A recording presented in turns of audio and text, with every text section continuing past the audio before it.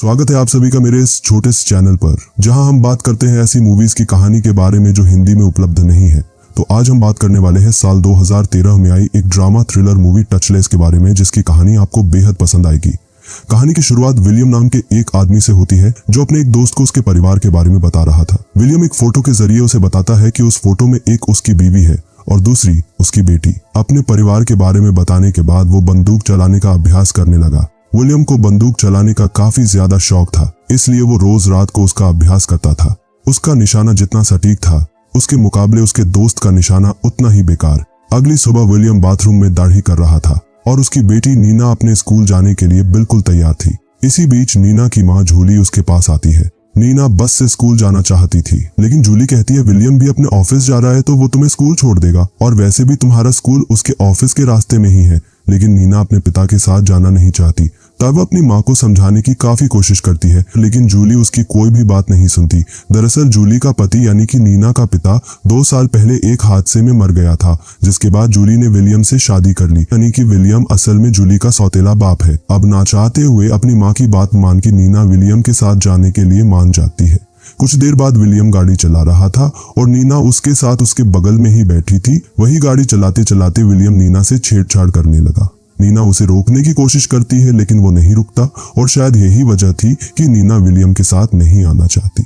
अब जल्द ही नीना का स्कूल आ जाता है और नीना के जाते वक्त विलियम उसे गाड़ी में ही रोककर कहता है कि तुम मुझे बहुत अच्छी लगती है। विलियम की ये बात सुनकर नीना कुछ नहीं बोलती, वो बस चुपचाप अपने स्कूल में चली जाती है। नीना का सौतेला पिता उसे कई दिनों से परेशान करता था, इसलिए वो काफी उदास रहने लगी। नीना के दोस्त उससे बात करने की कोशिश करते तो वो उनकी ज्यादातर बातें अनसुनी कर देती। यहाँ तक कि उसके दोस्त जब उसकी उदासी का कारण पूछते तो वो कोई ना कोई बहाना बनाकर उनकी बात को भी टाल देती। नीना को उसके सौतेले पिता की वजह से अपने घर से डर लगने लगा था, इसीलिए वो स्कूल खत्म होने के बाद भी बाजार में ही घूमती रहती। यहाँ विलियम जूली को बताता है कि उसे ऑफिस से निकाल दिया है, और इसी बीच नीना भी घर आ जाती है। जूली उससे पूछती है कि तुम्हें आज भी आने में देर क्यों हुई। नीना झूठ कहती है कि वो अपने दोस्तों के साथ उसकी बची हुई पढ़ाई पूरी कर रही थी। अब नीना की ये बात सुनकर जूली उसे खाना खाने को कहती है, और जब नीना खाना खा रही थी तो उसकी माँ जूली वहां से दूर जाकर घर के काम करने लगी। इसी बीच विलियम मौका देखकर फिर से नीना के पास आकर उसके साथ छेड़छाड़ करने की कोशिश करता है,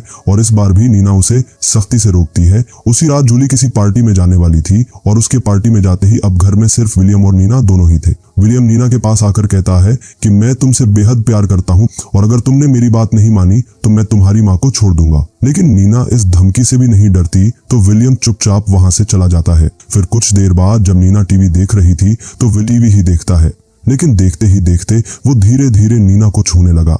अब उस वक्त घर में वो दोनों ही थे, तो विलियम की इन हरकतों से नीना बहक जाती है, और अगले ही पल दोनों के बीच जंगी कार्यक्रम शुरू हो जाता है। भले ही उस वक्त नीना कुछ बहक गई थी, लेकिन इस हादसे के बाद वो अंदर से पूरी तरह टूट गई थी। वो स्कूल तो जाती है, लेकिन उसका पढ़ाई में जरा भी मन नहीं लगता। वो पूरा दिन बस खोई खोई सी रहती। यहाँ घर में विलियम को जब भी मौका मिलता वो हर बार नीना के साथ जंगी कार्यक्रम मनाता। अब जैसे जैसे दिन बीतते हैं वैसे वैसे विलियम नीना को अपनी बीवी समझने लगा, और इस वजह से नीना की जिंदगी खराब होने लगी। फिर एक दिन तंग आकर वो हिम्मत करके अपनी दोस्त को सब कुछ बता देती है। वो बताती है कि उसका सौतेला पिता उसके साथ जबरदस्ती करता है। ये पूरी बात जानने के बाद उसकी दोस्त उसे सलाह देती है कि तुम्हें अपनी माँ से बात करनी चाहिए। अब नीना हिम्मत जुटाकर ये सारी बात अपनी माँ को बताती है। वो बताती है कि कैसे विलियम ने उसे बहकाकर उसका फायदा उठाया, और किस तरह धमकी देकर वो आज तक ये सब करता रहा। इतना सब सुनने के बाद जूली एकदम दंग रह जाती है। वो विलियम को एक अच्छा आदमी समझती थी, लेकिन वो तो एक दरिंदा कलयुगी बाप निकला।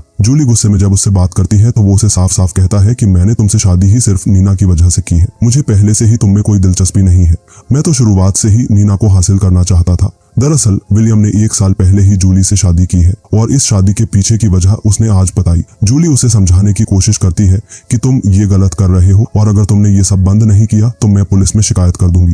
मगर विलियम उसे धमकी देता है कि अगर तुम पुलिस के पास गई तो मैं नीना की वीडियो पूरी दुनिया को दिखा दूंगा। अब यहाँ पता चलता है कि विलियम ने नीना के साथ जब भी जंगी कार्यक्रम किया था उसने हर बार नीना की एक वीडियो बनाई थी, और ये सब उसने इसलिए किया ताकि जरूरत पड़ने पर वो उनका सहारा ले सके। अब कुछ महीनों बाद नीना पेट से थी और विलियम उसका बच्चा गिरा देता है। विलियम ने नीना की पूरी जिंदगी खराब कर दी। उसने पूरे मजे किए, लेकिन इसकी सजा तो नीना भुगत रही थी। कुछ महीने और बीतने के बाद विलियम का मन अब आदमी को बेच देता है और ये मैक्स असल में एक दलाल है जो लड़कियों से गलत काम करवाता था।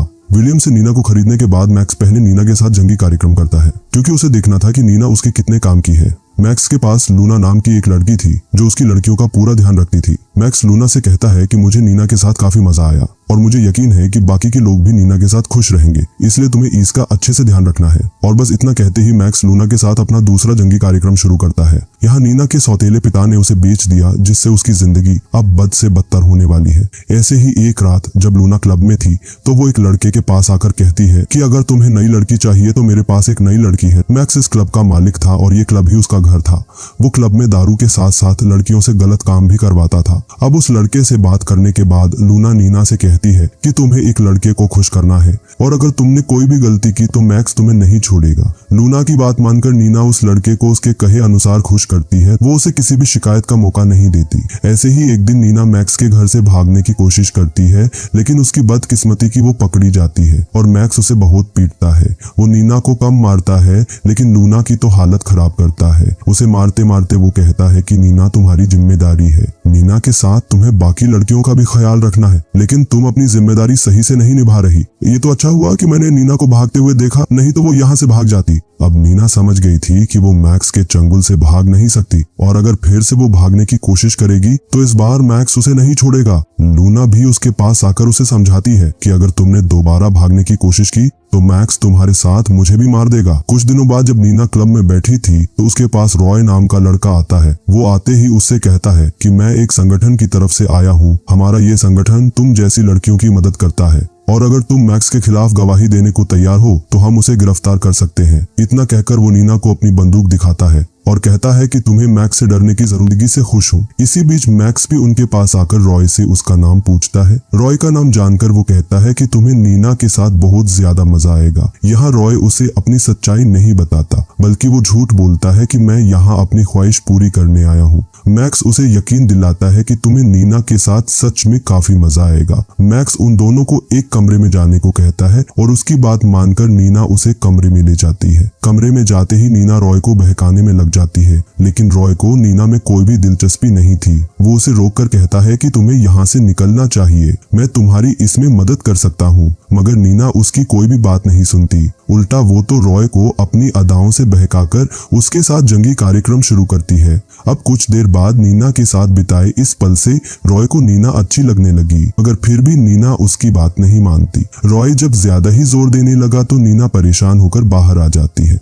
मगर मैक्स के बॉडीगार्ड्स उसे पीछे ही रोकते हैं। मगर रॉय का कहना था कि नीना भी मेरे साथ जाना चाहती है क्योंकि वो यहाँ खुश नहीं है। इसी बीच एक लड़की रॉय की बंदूक उठाकर नीना को देती है जो पहले ही नीचे पड़ी थी। रॉय की बात सुनकर मैक्स सीधे नीना के पास आकर उससे पूछता है, क्या तुम रॉय के साथ जाना चाहती हो? नीना मना करती है तो मैक्स के कहने पर रॉय को वहां से तुरंत भगा दिया जाता है। कुछ देर बाद लूना नीना के पास आकर कहती है कि तुम्हें इस दलदल से निकल जाना चाहिए था, तुम्हारे पास पूरा मौका था लेकिन अब तुमने उसे गवा दिया। तुम्हें रॉय की बात मानकर उसके साथ जाना चाहिए था क्योंकि जब तुम मैक्स के किसी काम की नहीं रहोगी तो वो भी तुम्हारे सौतेले पिता की तरह तुम्हें किसी और को बेच देगा। अब लूना की बात सुनकर नीना सोच में पड़ गई। उसे ऐसा लगने लगा कि शायद उससे बहुत बड़ी गलती हो गई लेकिन अब उसे एक और सुनहरा मौका मिला है क्योंकि रॉय की बंदूक उसने अभी भी अपने पास छुपा कर रखी है। नीना सीधे मैक्स के पास जाकर उसे बंदूक दिखाती है और कहती है कि मुझे रॉय के साथ चले जाना चाहिए था। मैं ये भी जानती हूँ कि मेरा पूरा इस्तेमाल करने के बाद तुम भी मुझे किसी और को बेच दोगे और मैं दोबारा बिकना नहीं चाहती। तुम बिल्कुल मेरे सौतेले पिता जैसे हो